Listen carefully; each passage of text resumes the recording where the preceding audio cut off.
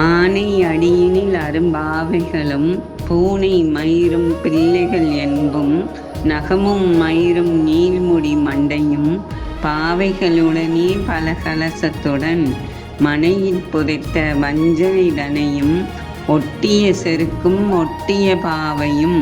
காசும் பணமும் காவுடன் சோறும்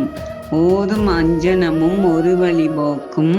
அடியனை கண்டால் அலைந்து குலைந்திட. இதனுடைய விளக்கம் என்னவென்றால், யானைகள் செல்லக்கூடிய பாதையில் புதைக்கப்பட்ட பாவைகளின் பொம்மைகளும் நரபலி கொடுக்கப்பட்ட பிள்ளைகளின் எலும்பும் பூனையின் ரோமமும் நகங்களும் நீண்ட முடியும் என் வீட்டினுள் புதைத்த மந்திர தந்திரங்களும் மந்திரித்து செய்த பாவையும்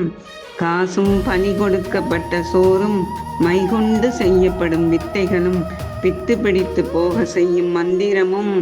ஏவல் பில்லி சூனியம் மற்றும் தீய மாந்திரீக சக்திகளும் உன் பக்தனாகிய என்னை அணுகாதவாறு என்னை கண்டவுடன்